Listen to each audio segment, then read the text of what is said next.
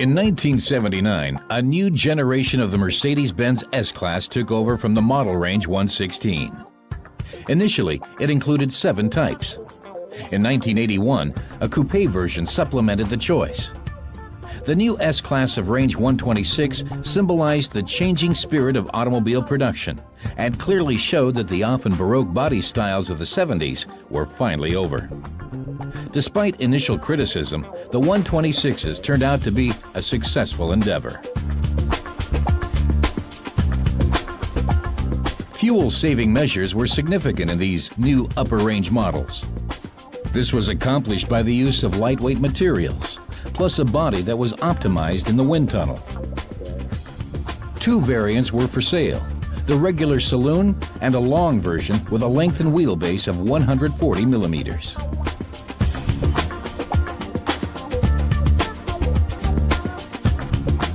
The engine selection of the S-Class went from a 2.8-liter 6-cylinder carburetor, output 156 horsepower, to a 5-liter V8 light metal engine with fuel injection, boosted to 240 horsepower. In line with the Mercedes-Benz energy concept to reduce fuel consumption and emissions, both V8 engines were respecified in 1981.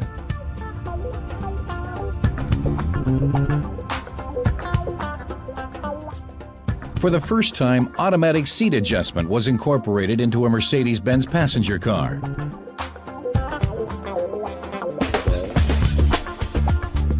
The plush, spacious interior permitted comfortable travel in all seats.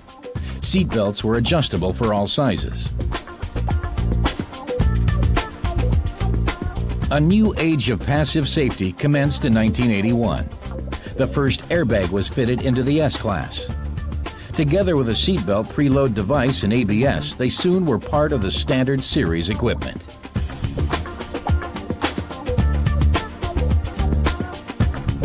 Das ist für mich der Gipfel der Sicherheit. Bei einem Frontalaufprall macht es pft und in 30 Millisekunden bläst er sich auf. In 1985, Mercedes-Benz introduced a re-engineered type program. Aside from small visual modifications, the engines were the foreground. Type 420 SE replaced the former 380 SE. A V8 204 horsepower engine with catalytic converter was incorporated into the SEC Coupe and the SL Roadster. The most dazzling novelty of the year was undoubtedly the 560 SEL. Its 272 horsepower 8-cylinder made it the strongest of Mercedes-Benz's mass-produced passenger cars. In 1986, a 3-way catalytic converter became commonplace.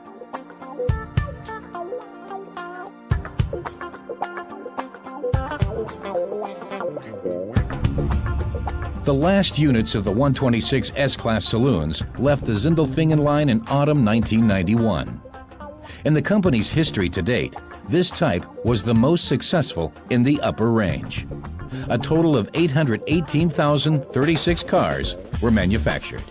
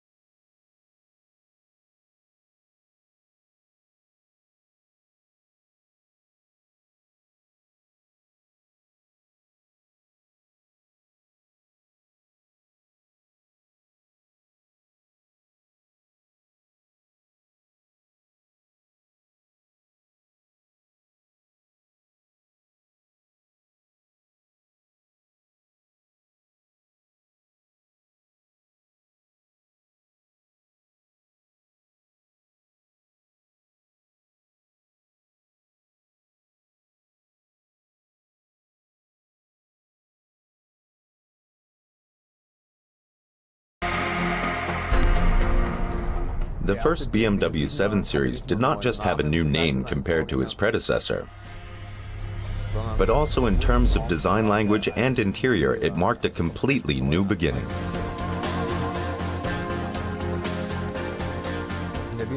The front look of the BMW 7 Series is quite similar to the 5 Series or the 3 Series, as well as the 6 Series. The forward-sloping face expresses its dynamics and its forward quest. It has a stronger sloping rear than the other models. This is part of the comfort idea. The car, all in all, is larger and clearly more well-arranged than the other vehicles. Apart from that, it has the customary proportions, with the Hofmeister kink and short overhangs. This is the transformation of BMW design language into an upper-class sedan.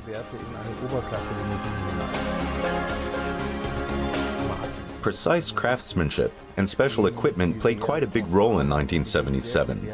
Never before has there been so much special equipment available as for this car.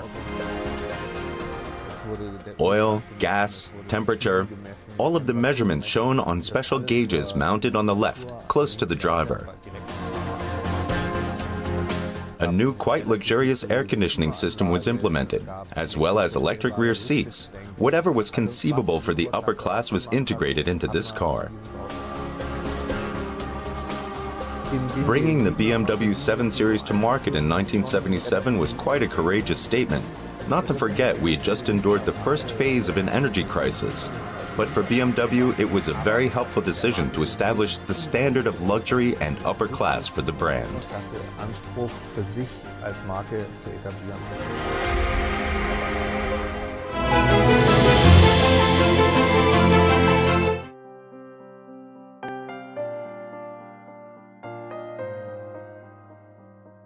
This car is a wonderful example of a successful combination of a remarkable design and high aerodynamic performance. With this car, BMW did the first step towards a premium brand. The second-generation BMW 7 Series is introduced in 1987. The concept? An elegant and dynamic vehicle for the business class. It is equipped with a 6-cylinder engine delivering 188 horsepower and up to 12 cylinders and 300 horsepower.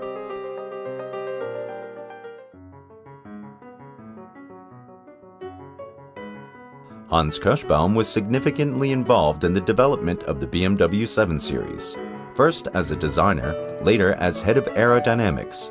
He created this design prototype. A proper business class means that the customer had someone who drive him. This led us to an unusual shape of the E32, which you can see here in this area. Look, we have the widest point of the car, if you look to the plan view, is over the rear doors. It's here. This is the widest point to give maximum space for the rear seats.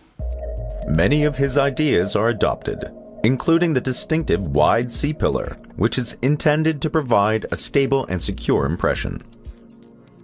Another striking detail is the rear side window with a raised edge. This corner here is a sharp edge which you do not have very often on a car. It is something which gives you a very easy and very comfortable access to the interior.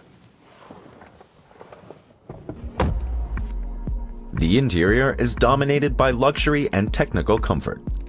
A Highline equipment offers various extras such as refrigerator, telephone, and high-grade leather.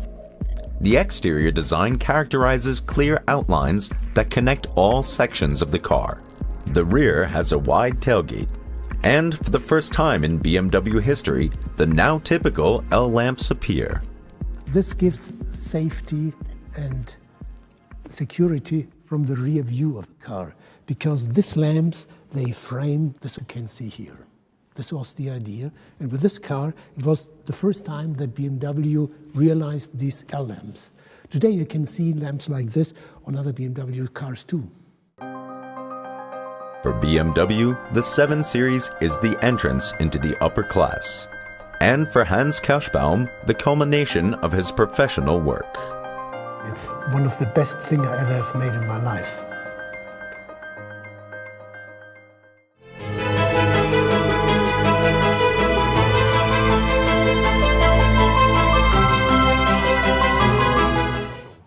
Something that sounds even better. Well, I'm in today's chef's special, the Audi A8, the wheeled equivalent of lobster thermidor.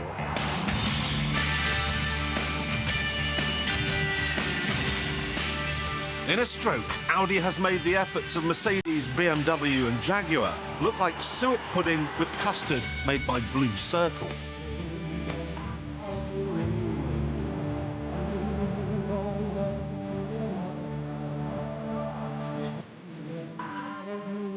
The A8 is one astonishing motor car.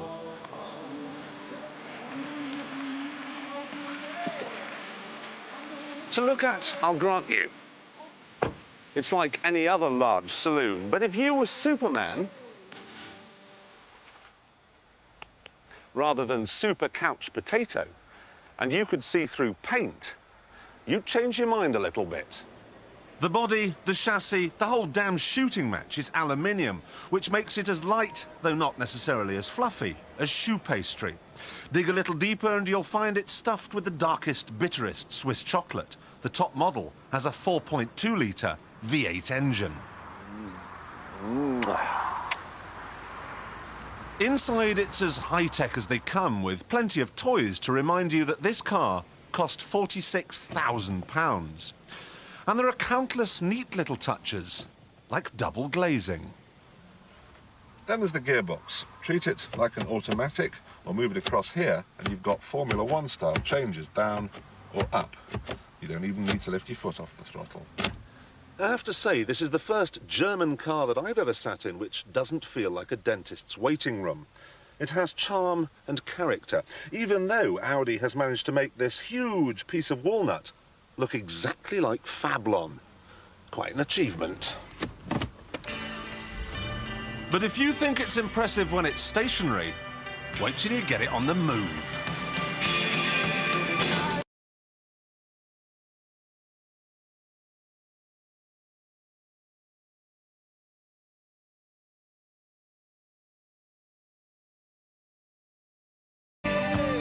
The first thing you notice is the astonishing quietness.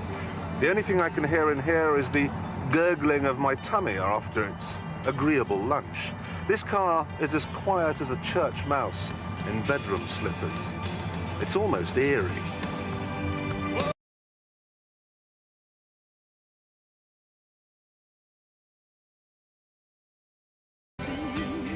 Audi has recognised that most people in the market for a car like this want comfort above all else. You could drive the A8 across a field of corrugated iron and not know.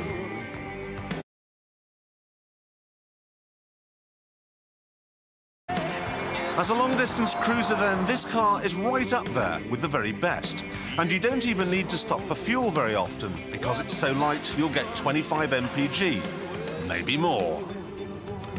So, it's as good as a Jaguar at being quiet.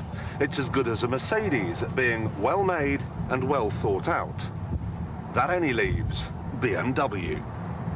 To put it mildly, BMW's monopoly on big luxury limos that drive like sports cars has been shattered.